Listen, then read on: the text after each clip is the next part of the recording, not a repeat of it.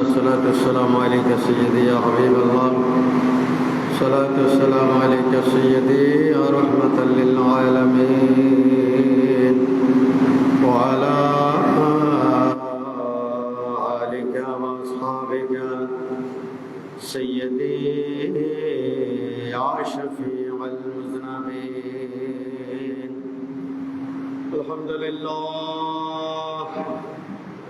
الحمد لله نحمده ونستعينه ونستغفره ونؤمن به ونتوكل عليه ونعوذ بالله من شرور أنفسنا ومن سيئات أعمالنا. من يهده الله فلا مضل له ومن يضلله فلا هادي له. ونشهد أن لا إله إلا الله وحده لا شريك له. ونشهد أن سيدنا وحبيبنا وحبيب ربنا وطبيبنا وطبيب قلوبنا ونورنا وإيماننا وهادينا وأولانا ومولانا محمدا صلى الله عليه وسلم عبده ورسوله الذي أرسله بالحق بشيرا ونذيرا وداعيا إلى الله بإذنه وسراجا منيرا. فقد قال الله تعالى في كلامه المجيد وفرقانه الحميد: أعوذ بالله من الشيطان الرجيم. بسم الله الرحمن الرحيم. يا أيتها النفس المطمئنة ارجعي إلى ربك راضية مرضية فادخلي في عبادي وادخلي جنتي. صدق الله المولانا العظيم وصدق رسوله النبي الحبيب الكريم ونحن على ذلك من الشاهدين والشاكرين. الحمد لله رب العالمين. مولاي صل وسلم وبارك عليه في شان حبيبي عامرا ومخبرا إن الله وملائكته يصلون على النبي يا أيها الذين آمنوا صلوا عليه وسلموا تسليما. صلى الله على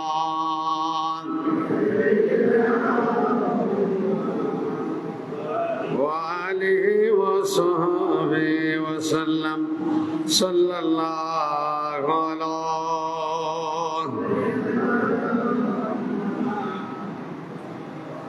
وآله وصحبه وسلم. صلاة يا رسول الله عليكم.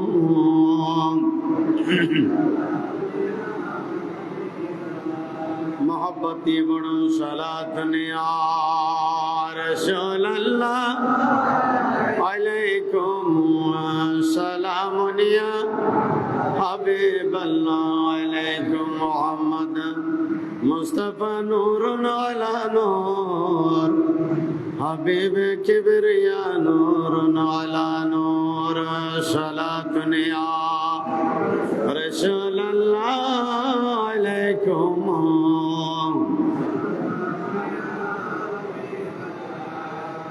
बुला लो या रसूल अल्लाह बुला लो मदीने में हमें एक बार बुला लो सलात या रसूल अल्लाह अलैकुम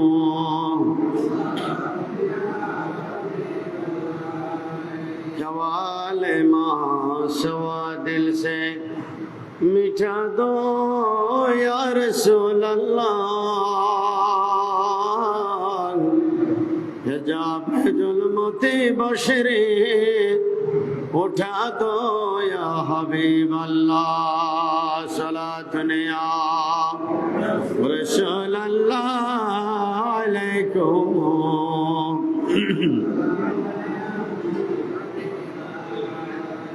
अल्लाहुम्मा सल्ली अला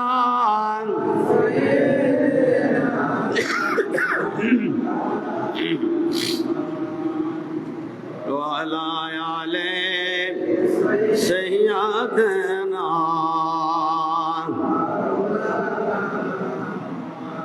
दन्ना गोया मैं ना बेबे दन्ना फनार जिंदगी अपनारे ओदरे पैदा अमर दयाल नबीजी अल्लाहुम्मा सय्यदिना मौलाना मुहम्मद वअला आले सय्यदना কোথায় আবু বকর কোথায় ওমর কোথায় ওসমান আলী তোমাদের বিহনে আজিকার ইসলাম জায়গা মদিনার বুকে চলি আল্লাহুম্মা সাল্লি আলা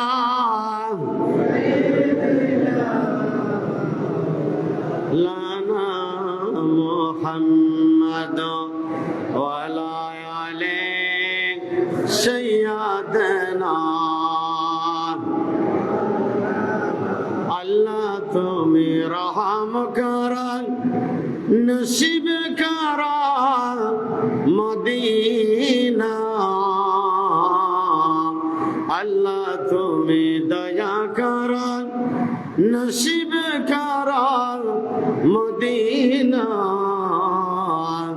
নবীজিকে না দেখাইয়া কবর দেশে নিও না আল্লাহুম্মা সাল্লি আলা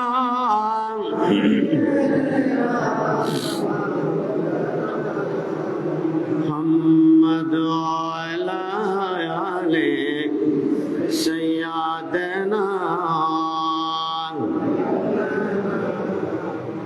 ওয়ালা আলি সাইয়্যিদানা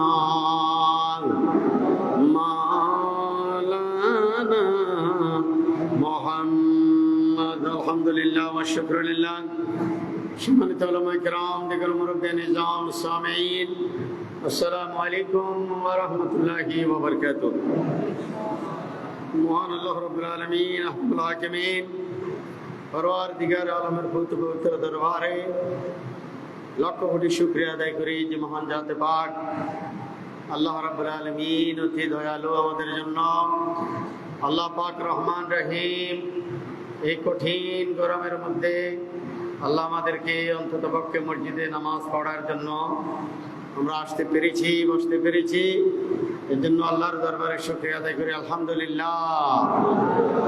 সারা পৃথিবীতে এই গরম পড়তেছে, প্রচণ্ড গরম। বাংলাদেশে এরকম গরম মুরব্বীরা দেখছে কিনা জানি না, আমরা দেখি নাই, আমাদের বয়সে আমরা দেখি নাই এত গরম। আসলে আল্লাহ পাক বলেছেন জলস্থলে যা কিছু হবে সব কিছু তোমাদের হাতের কামাই, এটা কোরআনুল কারীমের মধ্যে আল্লাহ স্পষ্ট জানিয়ে দিয়েছেন। আল্লাহ পাককে দোষারোপ করার কোনো সুযোগ নাই, আছে কিনা? হ্যাঁ, জাহান্নামের লু হাওয়া নিঃশ্বাস ফেলেছে, এটা অনেকেই বলতেছে একেবারে অমূলক নয়, হ্যাঁ, এই কঠিন গরম, অনেকে হিট স্ট্রোক মারা যাচ্ছে, আবার অনেকে অসুস্থ হাসপাতালে আছেন। আমি নিজেও অসুস্থ, সোমবার থেকে খুবই অসুস্থ। আজকে আসতে পারবো বলে আশাও ছিল না, এরপরেও চলে আসছে সাহস করে। খুবই কষ্ট হচ্ছে কথা বলতে। এই কঠিন অবস্থা কেন হলো? এটা নিশ্চয়ই আল্লাহ আমাদের উপর অসন্তুষ্ট। অধিক গরম, অধিক ঠান্ডা, এটা দুটোটাই আমাদের জন্য কল্যাণকর নয়, এটা অকল্যাণকর। রাসূল করিম সাল্লাল্লাহু আলাইহি ওয়াসাল্লামের জামানায় এরকম যখন বৃষ্টি বন্ধ হয়ে গেল, সাহাবায়ে কেরাম নবীজির কাছে বললেন যে হুজুর, সবকিছু জ্বলে যাচ্ছে, গাছপালা তরুলতা মরে যাচ্ছে। সৌদি আরব তো এমনি মরুদেশ, গাছপালা তেমন নাই। খেজুর গাছ ছাড়া তখন কিছুই ছিল না, খেজুর গাছগুলি মরে যাচ্ছে। আল্লাহর পেয়ারা নবী ইস্তিসকার নামাজ আদায় করলেন 2 রাকাত। সাহাবায়ে কেরামকে নিয়ে নবীজি হাত তুলে দোয়া করলেন। আচ্ছা, নবী যেখানে হাত তুলবেন, বন্ধু যদি বন্ধুর কাছে কিছু চায়, এমন কি বন্ধু পৃথিবীতে আছে? মানুষের দৃষ্টান্ত তো নাই। সত্যিকারের বন্ধু হলে টাকা না থাকলেও বলে যে বন্ধু চিন্তা করিও না, আমি অন্য দিক থেকে ধার করি হলেও তোমার মেয়ের বিয়েতে আমি টাকা দেবো, বলে না? তো আল্লাহ যার উসিলায় সবকিছু সৃজন করলেন, সেই লোকই হাত তুলে আল্লাহর কাছে পানি চাইছে, তো আল্লাহ কি দিবেন না? অবশ্যই দিবেন। সাথে সাথে বৃষ্টি নাজিল হয়ে গেল, এত প্রখর বৃষ্টি। পরবর্তী জুমাতে সাহাবায়ে কেরাম বললেন, হুজুর, সব কিছু ডুবে যাচ্ছে বৃষ্টিতে, এত বৃষ্টি হলে তো আমরা মরে যাব। তখন আল্লাহর পেয়ারা নবী বৃষ্টি বন্ধের জন্য দোয়া করলেন। পড়ুন না সুবহানাল্লাহ। নবীজি হাত তুললে সাথে সাথে দোয়া কবুল হয়, সাহাবায়ে কেরাম হাত তুললে দোয়া কবুল হয়। তো আমরা হাত তুললে দোয়া কবুল হয় না কেন? আসলে তো আমরা কি মুসলমান হতে পারি নাই, আমরা মানুষও হতে পারি নাই। আগে মানুষ হতে হবে, তারপরে তো ইমানদার, কি বলেন? হ্যাঁ, আমার সাথে আপনারা হয়তো অনেকে দ্বিমত থাকতে পারে, থাকাটা স্বাভাবিক। আমরা মনে হয় মানুষের কাতারেও আসতে পারি নাই। মানবতা কেন যেন আমাদের থেকে বিদায় নিয়ে যাচ্ছে দিন দিন।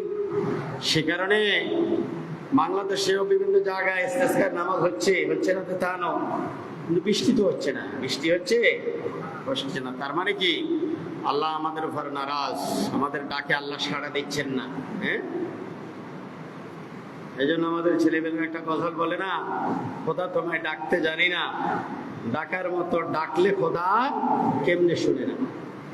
আমরা ডাকতেই জানি না আল্লাহকে, সেজন্য আল্লাহ আমাদের ডাকে সাড়া দিচ্ছেন না। তো আমরা আগে মানুষ হব, তারপরে আমরা ইমানদার হব।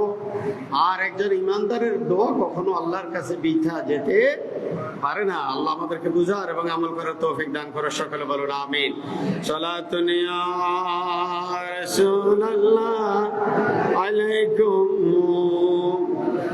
সালামুন ইয়া হাবিবাল্লাহ, সালাতুন ইয়া রাসূলুল্লাহ।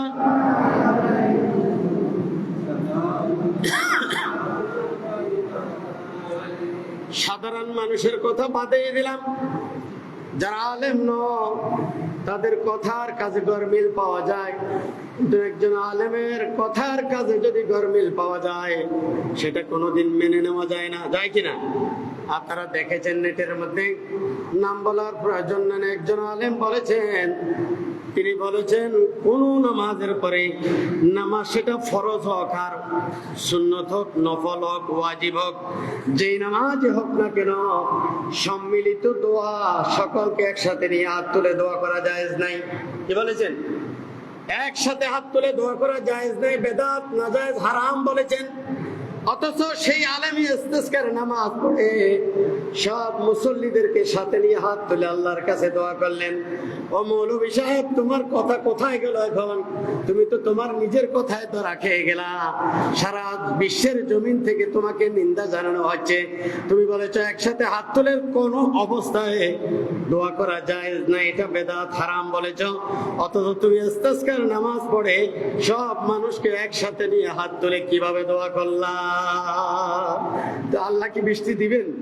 হ্যাঁ, আমি মুখে বললাম একটা, অন্তরে আর একটা, কাজে দেখাইলাম আর একটা। এরকম যদি হয় আলেমের অবস্থা, মুফতির অবস্থা, মুহাদ্দিসের অবস্থা, তো আল্লাহ তো সবকিছু জানেন, জানেন না? আল্লাহু আলিমুম বিযাতিস সুদূর, মানুষের অন্তরের খবর কে জানেন? আল্লাহ জানেন। আমি যেটা নাজায়েজ বললাম সেটা আমি করব না, তো আমি যেটাকে নাজায়েজ বললাম, হারাম বললাম, সেটা আমি করলাম। এটা স্ববিরোধী কথা হয়ে গেল না? স্ববিরোধী কথা যারা বলে তাদের দোয়া কোশ্চিন কালে আল্লাহর দরবারে কবুল হবে না। আল্লাহ আমাদেরকে বোঝার তৌফিক দান করে। সকলে বলুন আমিন। ইয়া আইয়ুহাল মুমিনুন মিন যাদিস সালিহিল আমাল লাআল্লাকুম তুফলিহুন। ওয়া ফিল বাব হাদিসুন কাসীরা আন উবাদাহ ইবনে সামিত রাদিয়াল্লাহু তাআলা আনহু قال قال رسول الله صلى الله عليه وسلم من احب لقاء الله احب الله لقاءه। আল্লাহর প্যারা নবী বললেন, ইরশাদ ফরমালেন, যে ব্যক্তি আল্লাহর সাক্ষাৎকে পছন্দ করেন আল্লাহ তার সাক্ষাৎকে পছন্দ করেন। তার মানে কি? মৃত্যুকে যে ব্যক্তি ভয় পায় না, সে যে কোনো মুহূর্তে মৃত্যুবরণ করতে প্রস্তুত। আল্লাহ তাকে ভালোবাসেন, আল্লাহ তাকে ভালোবাসেন। আল্লাহর ওলিরা কি আল্লাহ আমাকে মৃত্যু দিবেন এ ভয় করেছেন? করেছেন কিনা? করেন নাই। বরঞ্চ আল্লাহর ওলিরা বলেন যে আল্লাহ আমি সব সময় মৃত্যুর জন্য প্রস্তুত। আল্লাহ তোমার কাছে কামনা করি আমি যখন হজে যাব বা উমরায় যাব, আমি নবীর জিয়ারাতটা শেষ করার সময় দিও। আমি নবীকে একটু বুক করে সালাম দেব, আর সে সালাম দেওয়ার পরে যদি আমার হায়াত শেষ হয়ে যায় তুমি আমাকে নিয়ে নিও। এরকম ঘটনা আমাদের বাংলাদেশেও আছে, আছে কিনা? বাংলাদেশে একজন পীর সাহেব, হ্যাঁ, তিনি এই দোয়া করেছিলেন, মনজুর আহমদ রেফাই রহমতুল্লাহ আলাইহি। তার নাম কি? মনজুর আহমদ রেফাই রহমতুল্লাহ আলাইহি। তিনি আল্লাহর কাছে ফরিয়াদ করেছেন এবং স্ত্রীকে বললেন হজে যাওয়ার সময় যে আমাকে একটু মাফসাত করে দিও, আমি আর ফিরে আসবো না, আমার মৃত্যু হবে মদিনায় এবং আমার দাফন হবে মদিনায়। আচ্ছা বলেন তো দেখি, যারা বলে যে গায়েবের এলাইম একমাত্র আল্লাহর কাছে আছে, কাউকে আল্লাহ দেন নেই, এই কথা বলনেওয়ালা আলেম আমাদের দেশে আছে কিনা? তো উনি তো একজন আলেম, আল্লাহর ওলি, উনি কিভাবে জানলেন ওনার মৃত্যুটাকে হজ শেষ করার পরে, জিয়ারত শেষ করার পরে মৃত্যু হয়ে যাবে? উনি কিভাবে জানলেন? এটা গায়েব না? মৃত্যুর খবর তো আল্লাহ ছাড়া কেউ জানার কথা না। হ্যাঁ, এটা হলো মূল কথা। আর কি, মৃত্যুর খবর কে জানে? আল্লাহ জানে। কিন্তু আল্লাহ কিছু বন্ধুকে জানিয়ে দেন, ও বন্ধু তোমার এতটায় অমুক তারিখে, ওই দিন, ওই মুহূর্তে, ওখানে তোমার মৃত্যু হবে। এটা আল্লাহ জানিয়ে দেন ইলহামের মাধ্যমে। এজন্য উনি ওনার স্ত্রী থেকে মাপ নিয়ে নিয়েছেন। স্ত্রী হাসে আর বলে, কি মজাক করো নাকি? মৃত্যু তো আল্লাহর হাতে, তুমি মরবে এটা কিভাবে জানো? বলে না আমি জেনে গিয়েছি, তুমি মস্কারি মনে করি যেন আমাকে মাফ করে দিও। স্বামী স্ত্রী কিছু হতেও তো পারে, হতে পারে না? একজন একজনের কাছে মাপ চেয়ে নেওয়া ভালো, দূরবর্তী পথে যেতে। হ্যাঁ, স্ত্রীকে বললে কি গুনাহ হবে? আমি ঢাকা যাচ্ছি, আল্লাহ যদি আয়াত রাখেন আমি ফিরে আসবো, ফিরে যদি আসতে না পারে আমাকে মাফ করে দিও, এরকম বলতে পারেন না? হ্যাঁ, এটা কি গুনাহ হবে? এটা বলবেন? তো এই স্ত্রী বলতেছেন এটা কেমন কথা? বলে না আমার মৃত্যু হয়ে যাবে। ঠিকই উনি হজ করলেন, হজের সমস্ত কার্যাবলী শেষ করলেন, কোনো অসুবিধা নেই, অসুখও নাই, সুস্থ মানুষ। নবীজির রওজা জিয়ারত করে হাত তুলে আল্লাহর কাছে বললেন যে আল্লাহ আমার তো কাজ শেষ, এখন তোমার কাজ করো, তুমি তোমার কাজ করো। ঢলে পড়লেন, ওনার ইন্তেকাল হয়ে গেল। ইন্না লিল্লাহি ওয়া ইন্না ইলাইহি রাজিউন। আল্লাহ জিবরিলকে হুকুম দিয়ে দিলেন, আমার বন্ধু যেহেতু আসতেই চাচ্ছে আমার কাছে, আর দেরি করা যাবে না, নিয়ে আসো। হ্যাঁ, তার ইন্তেকাল হয়ে গেল। আহা, মসজিদে নববীর পাশে সেই জান্নাতুল বকি শরীফে তিনি শুয়ে আছেন, জান্নাতের বাগানে। এজন্য সব মানুষকে এক পাল্লায় মাপা যাবে না, এক পাল্লায় মাপা যাবে না। তো আল্লাহ নবী বলতেছেন যারা মৃত্যুকে ভালোবাসে আল্লাহ তাদের মৃত্যুকে ভালোবাসেন। ওমান কারেহা লিকা আল্লাহকে কারেহা আল্লাহু লিকাহু। যারা মৃত্যুকে অপছন্দ করেন আল্লাহ তাদের মৃত্যুকে অপছন্দ করেন। তারা ঘৃণিত মানুষ, তারা পাপী মানুষ, তারা কাফির, বেঈমান, মুশরিক, মুনাফিক, অত্যাচারী, স্ববিরোধী মানুষ। এদের মৃত্যু এরা ভালোবাসে না, এরা মৃত্যুবরণ করতে চায় না। আল্লাহ তাদের মৃত্যুকে ভালোবাসেন না। এই জন্য মৃত্যুর সামানা যখন জারি হয়ে যায়, রূহ তার দেহ থেকে বের হতে চায় না, শরীরের মধ্যে লুকিয়ে থাকতে চায়, দৌড়াদৌড়ি করে রক্তের সাথে। আল্লাহ তখন ফেরেশতাকে হুকুম করেন, মারো এই নাফরমানকে, মেরে মেরে তার রুহটা বের করো। ফেরেশতা তো মারতে শুরু করে, তখন মারতে মারতে মারতে মারতে তাকে রেজা রেজা করে ফেলে। তার শরীরটা একেবারে কি নরম হয়ে যায়, তখন কষ্ট দিয়ে তার রুহটা বের করে ফেরেশতারা। এরকম মৃত্যু যেন আমাদের কারণ হয়। আল্লাহ আমাদের সবাইকে যেন হেফাজত করে, সকলে বলেন আমিন। ফাকালাত আয়েশাতু আবাদু আজওয়াজি, হযরত আয়েশা সিদ্দিকা অথবা নবীজির অন্য কোন স্ত্রী বললেন, ইন্না আল্লাহ নাকরাহুল মাউত, হুজুর আমরা তো কেউ মৃত্যুকে পছন্দ করি না, মৃত্যুবরণ করতে তো কেউ চায় না। কালা লাইসা, নবীজি বললেন, না এরকম না, তুমি বুঝতে পারো নাই। যালিকা ওয়ালাকিনিল মুমিন ইযা হাদারাহুল মউত বুশরা বিরিদওয়ানিল্লাহি ওয়া কারামাতিহি।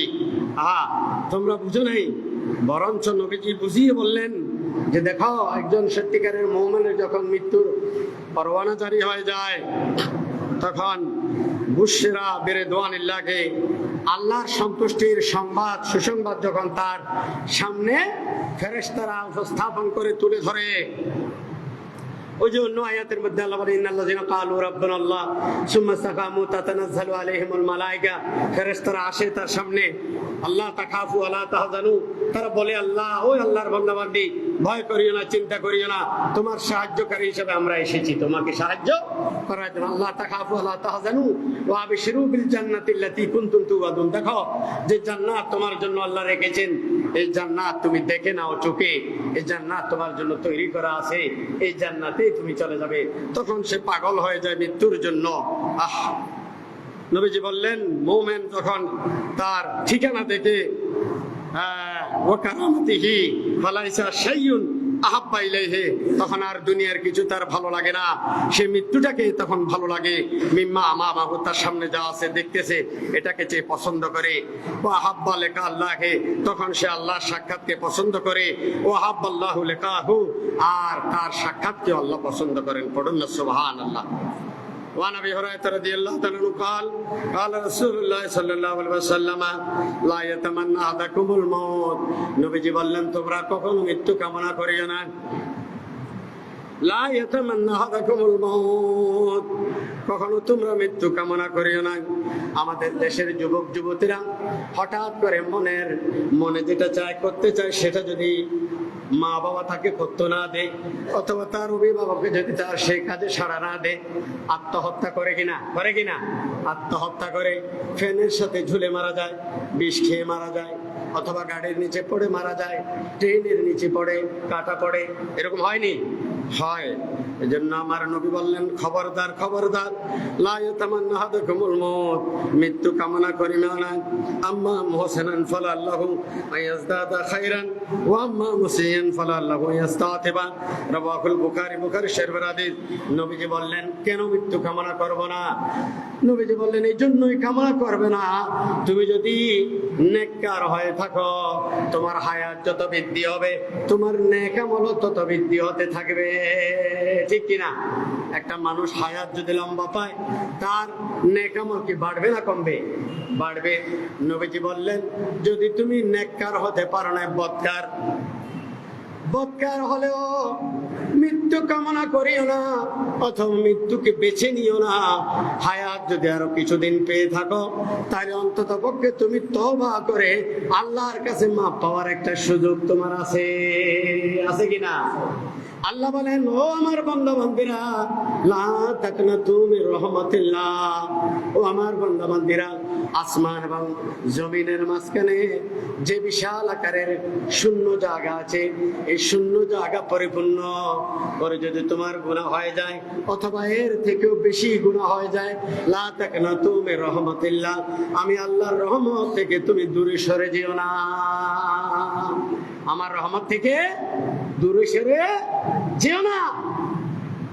ইন্নাল্লাহা ইয়াগফিরু যুনুবা জামিআ, নিশ্চয়ই তওবা করলে আমি যে কোনো মুহূর্তে তোমাকে তোমার জীবনের সমস্ত গুনাহগুলি এক সেকেন্ডের মধ্যে আমি মাফ করে দিতে পারি, পারে কিনা? সেই ক্ষমতা আল্লাহর আছে কিনা? নাকি আল্লাহর কাছে কাউকে জবাব দিতে হবে যে আল্লাহ এত বড় পাপীকে তুমি কেন মাফ করে দিলা? হ্যাঁ, এত বড় খুনের আসামিকে তুমি কেন মাফ করে দিলা? এরকম বলার কি কোনো সুযোগ আছে কারো? আছে? সম্পূর্ণ আল্লাহর এখতিয়ার। আল্লাহ যাকে ভালো লাগেন তাকে আল্লাহ যে কোনো মুহূর্তে মাফ করে দিতে পারেন। তাহলে আমরা কোনো অবস্থায় মৃত্যু যেন কামনা না করি এবং মৃত্যুর পর যেন আমরা বেঁচে না নেই। যারা আত্মহত্যা করবে তারা জাহান্নামী। তারা কি জাহান্নামী? তাহলে আত্মহত্যা করে কি লাভ হবে? দুনিয়াটাও তুমি শেষ করে দিলা, আখিরাতটাও শেষ হয়ে গেল, তোমার জন্য আর কিছুই নাই। তুমি জাহান্নামের হানজাল হয়ে যাবে। কি হয়ে যাবা? হানজাল, জাহান্নামের হানজাল, লাকড়ি হয়ে যাবে। এটা যেন আমাদের কোনো মুসলমানের সন্তান যেন না করে। তবে আরেকটা সোয়াসের রোগ বর্তমানে বিরাজ করতেছে। আমাদের ছেলে মেয়েরা না বুঝে, ধর্মীয় জ্ঞান নাই তো, হ্যাঁ, একটা ছেলেকে ভালোবাসে, হয়তো সে হিন্দু, মুসলমানের মেয়ে হিন্দু হয়ে যাচ্ছে, অথবা মুসলমান ছেলে হিন্দু মেয়েকে বিয়ে করার জন্য সে হিন্দু হয়ে যাচ্ছে, ধর্মান্তরিত হয়ে যাচ্ছে। হচ্ছে না এরকম? হ্যাঁ, আহা, হ্যাঁ হ্যাঁ, আফসোস আফসোস। পৃথিবীর সমস্ত রমণীদেরকে, সুন্দর সুন্দর রমণীদেরকে যদি এক পাল্লায় দেওয়া হয়, তাদের সৌন্দর্যের রূপ যদি এক পাল্লায় দেওয়া হয়, জান্নাতি একজন হুরের রূপের কিঞ্চিত পরিমাণ যদি আর এক পাল্লায় দেওয়া হয়, সমান হবে? হ্যাঁ, অথচ একজন আপনা জান্নাতিকে 72 জন হুর দেওয়া হবে। কয়জন? 72 জন। আল্লাহু আকবার, আল্লাহু আকবার। আয় হায় হায়, আমাদের ছেলে মেয়েরা কোথায় চলে যাচ্ছে? কি নিচ্ছে? কিসের জন্য জান দিয়ে দিচ্ছে? ধর্মান্তরিত হয়ে যাচ্ছে। বড় আফসোস। খবরদার আমাদের যুবক ছেলেরা, খবরদার যুবক মেয়েরা, যুবতী মেয়েরা, খবরদার খবরদার, এগুলি করিও না। যে কাজ করলে তুমি জাহান্নামী হয়ে যাবা। হ্যাঁ, ইমানের চাইতে দামি আর কিছু নাই। আছে কিনা? সারা পৃথিবীর সমস্ত সম্পদ যদি এক পাল্লায় দেওয়া হয়, একজন ইমানদারের ইমান যদি এক পাল্লায় দেওয়া হয়, ইমানদারের ইমানটা দামি হবে। ঠিক কিনা? তাইলে ইমানকে বিসর্জন দেওয়া যাবে? স্ত্রীর জন্য কি বিসর্জন দেওয়া যাবে? ভালোবাসার জন্য কি বিসর্জন দেওয়া যাবে? সম্পদের জন্য কি ইমান বিসর্জন দেওয়া যাবে? কোনোদিন নয়। আজকে আল্লাহ আমাদের উপর নারাজ হয়ে যাচ্ছেন কেন? আমরা তো মানুষই হতে পারি নাই, আমরা মানুষ হতে পারি নাই। সেজন্য ইরাকের জন্য এত মানুষ কাঁদলো, হ্যাঁ, কোনো দোয়া কবুল হলো না। ফিলিস্তিনের জন্য আমরা এত মানুষ কাঁদি, কোনো দোয়া কবুল হয় না। হয়নি? হয় না। কেন হয় না? আল্লাহ ভালো জানেন, আল্লাহ ভালো জানেন। তবে আমরাও দেখতেছি, আমরাও কিছু কিছু জানি। মানুষ মনুষ্যত্ব হারিয়ে ফেলতেছে। মানুষ, হ্যাঁ, দেখতে মানুষের মতো মনে হয়, আপাত মস্তক তার 3.5 হাত, বডির মধ্যে কোনো মানবতার কিঞ্চিত পরিমাণ নাই। দেখতে মুসল্লি মনে হয়, নামাজ পড়তে পড়তে কপালে দাগ পড়ে গেছে, কিন্তু তার কাজ দেখলে শয়তান পর্যন্ত হাসে। শয়তান তখন রেশ করে বলে, আমার আর পরিশ্রম করার দরকার নাই, আমার কাজ তো সেই চালিয়ে যাচ্ছে, আমার কাজ তো সেই চালিয়ে যাচ্ছে, তা আমি আর কেন কাজ করবো, আমি একটু রেস্ট করি। এই হলো আমাদের অবস্থা। আল্লাহ আমাদের সবাইকে যেন হেফাজত করে, সকলে বলেন আমিন। এরপরে আমার পেয়ারা নবী বলেন, قال قال رسول الله صلى الله عليه وسلم, হযরত আবু হুরায়রা থেকে হাদিসের রওয়ায়াত, আল মাইয়িতু তাহদুরুল মালায়েকা, মাইয়িতের কাছে আল্লাহর পক্ষ থেকে ফেরেশতা আছে। ইজা কানা রাজুলু সালিহান, যখন ওই মানুষটা মুমূর্ষু অবস্থা যিনি পড়েছেন তিনি যদি সালেহ হয়, নেককার হয়, ইমানদার হয়, নেককার মানুষ হয়, কালু, ফেরেশতারা তখন বলে, উখরুজি, এই বেরিয়ে আসো, আইয়াতুহান নাফসুত তাইয়্যিবা, এই পবিত্রতম আত্মা তুমি বেরিয়ে আসো। কানাত ফিল জাসাদিত তাইয়্যিবে, যে পবিত্র শরীরের মধ্যে তুমি এতদিন, হ্যাঁ, বসবাস করেছিলা, তোমার জন্য বড় সুসংবাদ আল্লাহর পক্ষ থেকে। উখরুজি হামিদাতান, সমস্ত প্রশংসা, হ্যাঁ, তোমার জন্য। আল্লাহ তোমার প্রশংসায় খুশি হয়েছেন। তুমি যে আল্লাহকে প্রশংসা করেছো, আল্লাহর প্রশংসা আদায় করেছো, সেজন্য আল্লাহ তোমার উপর খুশি। ওয়াবুশরি বিরাইহি ওয়া রাইহান, এবং তোমাকে সুসংবাদ দেওয়া হচ্ছে, হ্যাঁ, দুটা সুসংবাদ। ওয়া রাব্বুন গায়রু গাদবান, রব তোমার উপরে নারাজ নয়, রব তোমার উপরে রাজি আর খুশি, জান্নাত তোমার জন্য অপেক্ষা করতেছে। দুইটা সুসংবাদ, একটা হলো রব তোমার উপরে খুশি, আর একটা হলো জান্নাত তোমার জন্য অপেক্ষা করতেছে। সুতরাং তোমার কোনো ভয় নাই, তোমার কোনো চিন্তা নাই, পেরেশানি নাই, তুমি দেরি করারও দরকার নাই। রাব্বু গায়রু গাদবান ফালা তাযালু ইউকালু যালিকা হাত্তা তাখরুজু সুম্মা ইয়ারজু বিহা ইলাস সামায়ে। ফেরেশতারা যখন এর রূহ নিয়ে আসমানের দিকে রওনা দেয়, ফায়ুফতাহু লাহু ফায়ুকালু মান হাযা, ফেরেশতারা দরজা খুলে দিতে বলে।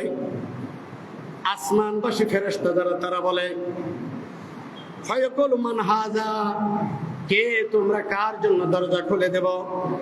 ফায়াকুলুনা, রূহ বহনকারী ফেরেশতারা বলে, ফুলানুন, ফায়ুকালু মারহাবান বিন নাফসিত তাইয়্যিবাতি, তারা বলে ফুলানুন অমুক ব্যক্তি, আব্দুর রহমান, আব্দুর রহিম, আব্দুল গাফফার, আব্দুল সত্তার, আল্লাহর একজন মুমিন বান্দা, সালেহ নেককার বান্দা, তার রূহ কবজ করে আমরা এনেছি, সুতরাং তার জন্য দরজা খুলে দাও। ফায়ুফতাহু লাহা ফায়ুকালু মান হাযা, তখন তারা বলে, ফায়ুকালু, আসমান বাড়ির ফেরেশতারা বলে, মারহাবান বিন নাফসিত তাইয়্যিবাতি, ওই পবিত্র আত্মার জন্য মারহাবা। কি বলে?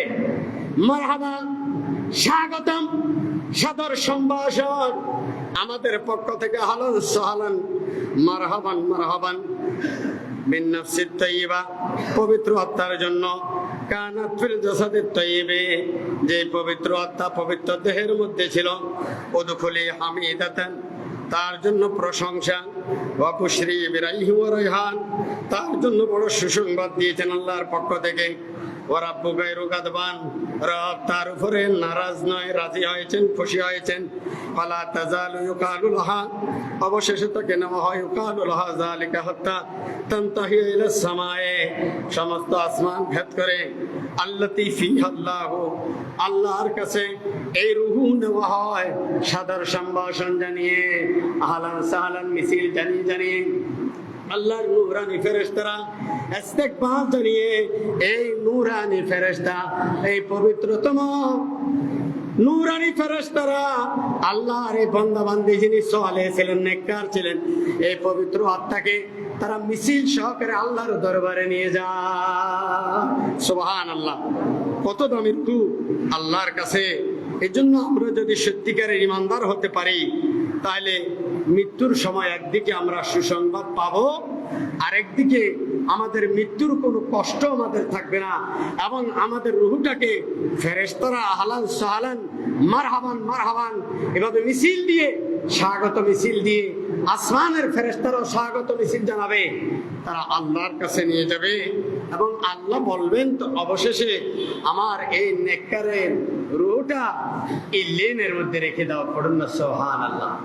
অবশেষে সেই রূহটা তার কবরে থাকে, ঠিক আছে, কিন্তু কবরটা তখন আর কবর থাকে না, কবরটা হয়ে যায় জান্নাতের একটা বাগান। কি হয়ে যায়?